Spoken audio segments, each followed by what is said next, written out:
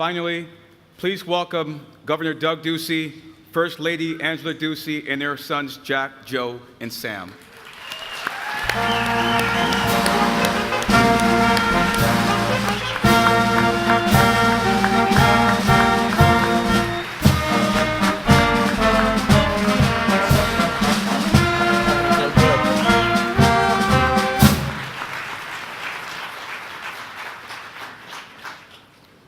I, Douglas A. Ducey, do solemnly swear. I, Douglas A. Ducey, do solemnly swear. I will support the Constitution of the United States I will support the Constitution of the United States and the Constitution and laws of the state of Arizona. and the Constitution and laws of the state of Arizona. I will bear true faith and allegiance to the same I will bear true faith and allegiance to the same and defend them against all enemies, foreign and domestic. and defend them against all enemies, foreign and domestic. I will faithfully and impartially discharge I will faithfully and impartially discharge the duties of the office of governor the duties of the office of governor according to the best of my abilities. according to the best of my abilities. So help me God. So help me God. Governor, congratulations. Good luck.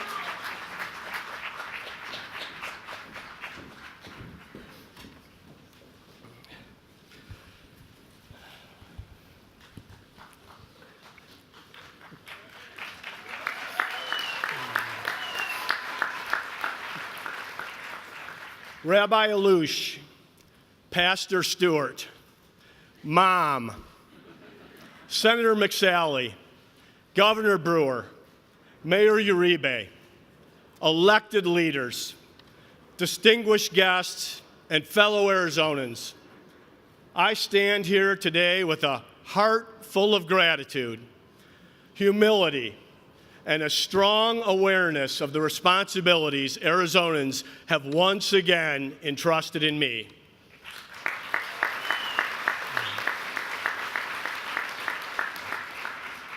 Over the last 4 years, I've seen greatness all over Arizona, most notably in the heroes in our state troopers, our first responders, the men and women of our armed forces, including members of the Arizona National Guard. Thank you all for your service and sacrifice.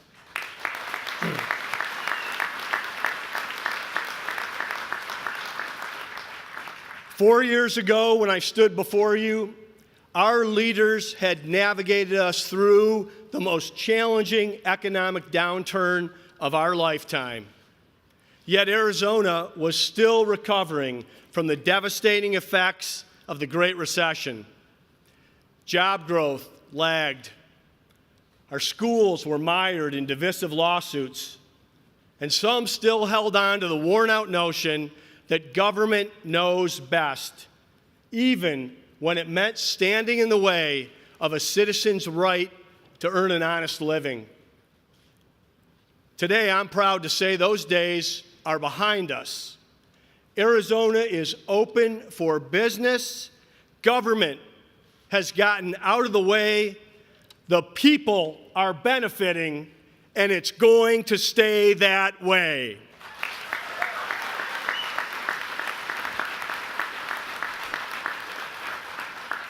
Now comes the work ahead. Arizona has been a jobs magnet, but it's time we become a jobs juggernaut, where if you want to work, you can. Because here, we won't stand in the way of jobs. We welcome them with open arms, and we're just getting started.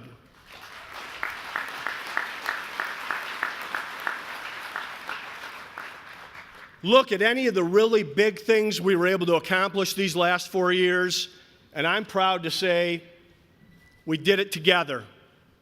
The American Civics Act, new measures to fight the opioid epidemic, eliminating the rape kit backlog, and investing $2.7 billion new dollars and growing into public K-12 education.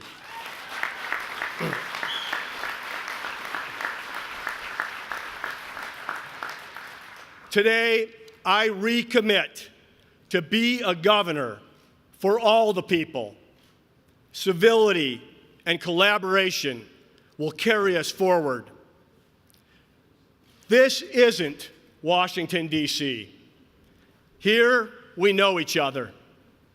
Name-calling and game-playing don't work. Good faith and goodwill do.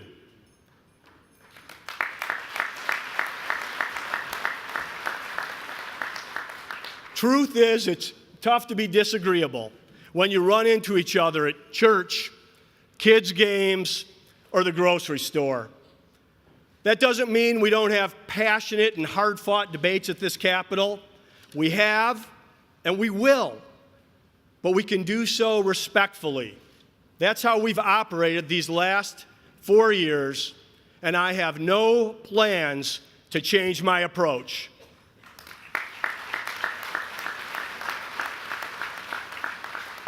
If we start from the premise that everyone who shows up to work here each day truly cares and has the best intentions for the people we represent, so much is possible.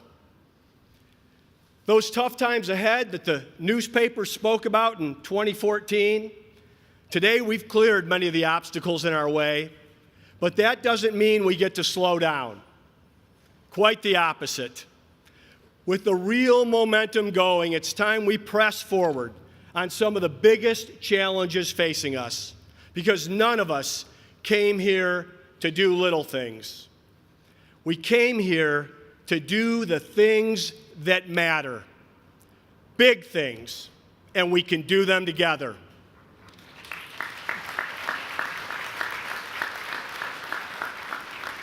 Bringing more qualified teachers into the classroom and equipping every student with the know-how needed to succeed after graduation.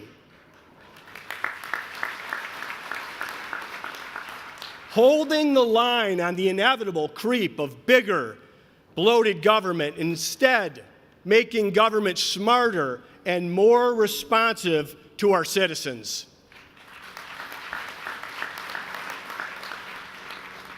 Protecting public safety while finding ways to reverse the trend of far too many young men ending up behind bars.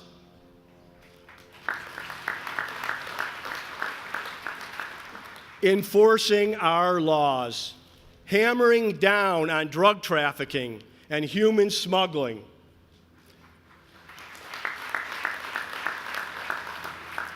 Recognizing the value of every American citizen, no matter where they came from.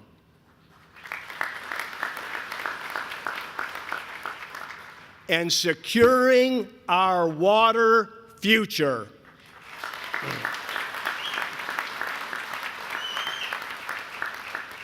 Our duty is to leave this state in far better shape than we found it. And we are well on our way. These are the tasks before us. And if there's any question of how Arizonans expect us to solve these problems, I'd say, look around. Taking the oath with me today are Republicans and Democrats, all hired by the same electorate.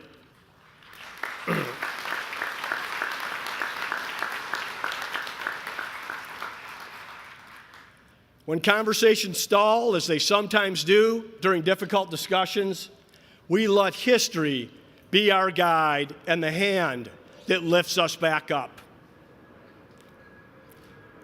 Nearly 4 decades ago, in 1980, Arizona's accelerated water consumption forced a sobering ultimatum from the federal government. Reform or suffer severe water cutbacks. The can could not be kicked any further. But Arizona's history is not one of missed opportunities or efforts that came up short. Rather, we find that in the darkest times, Arizona's pioneering spirit shines the brightest. Democrats and Republicans rose above party labels. They brought skeptical and reluctant stakeholders to the table, and they acted. And they did it with good faith and honest intentions. For the people in this crowd and many across our state, I don't have to spell out the parallel circumstances in which we find ourselves today. It's simple. Arizona and our neighboring states draw more water from the Colorado River than Mother Nature puts back. And with a critical shortfall imminent, we cannot kick the can any further.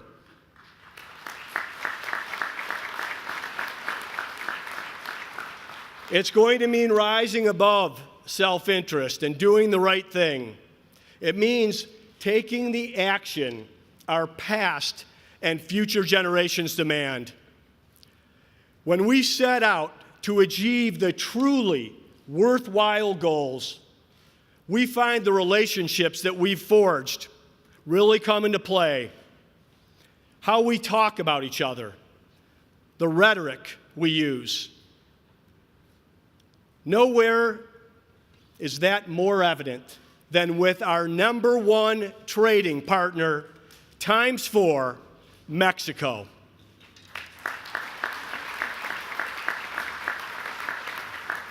Over the last 4 years, we've worked hard to build a relationship that's founded on trust and mutual respect. And today, I'm proud to say we're more than just neighbors with Sonora. We're partners, and that partnership is leading to more growth and prosperity for both our states.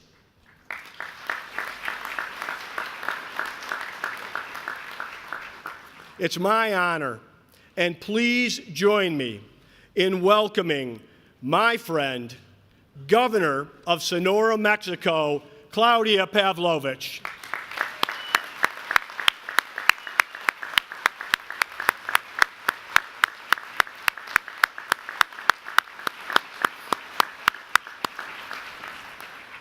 The growth is evident all around us. Every day, more people are moving here. More jobs are being created, giving us the ability to invest in the areas that matter most, like our public schools and students. In fact, 4 years ago, we were broke. Today, it's not by accident. I stand before you with the largest projected budget surplus in a decade.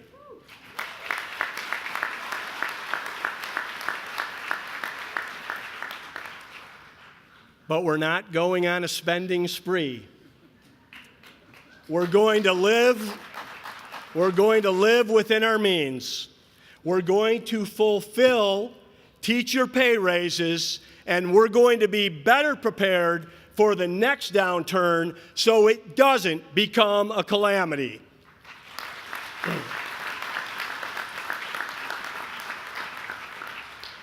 Whatever limited new spending we do will be smart and targeted and aimed at helping the people who need it most so they can access the abundant opportunity that is Arizona.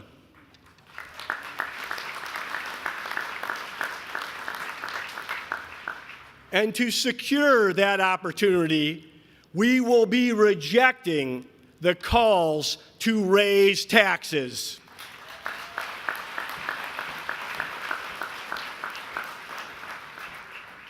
Today, we stand on the shoulders of giants with the wind at our back and incredible promise ahead.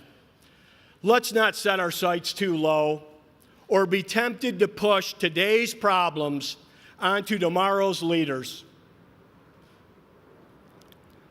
One of the greatest Arizonans had a saying. It was country first.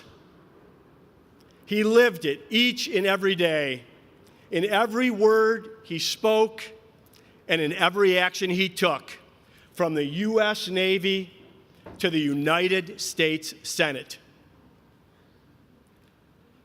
John McCain gave us the model for how public servants should carry out their duties with honesty, integrity, compassion, and above all, a commitment to serving a cause greater than oneself.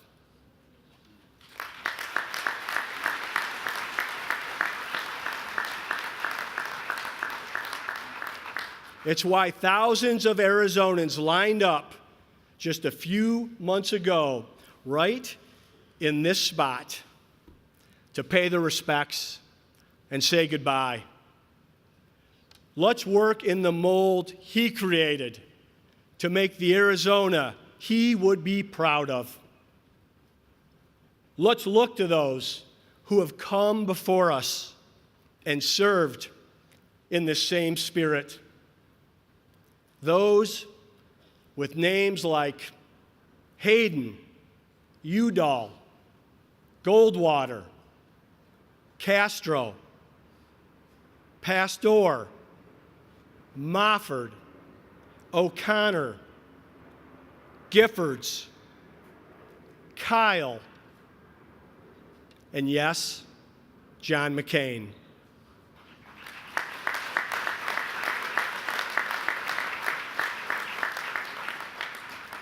To all of those who have been entrusted with the confidence to serve our great state, let's make our time count. Let's create opportunity for all Arizonans. Let's make our state safer, more prosperous, and more secure. Let's be bold in doing the things that matter. Let's do that work, the hard work, and make our state proud. Thank you, and God bless.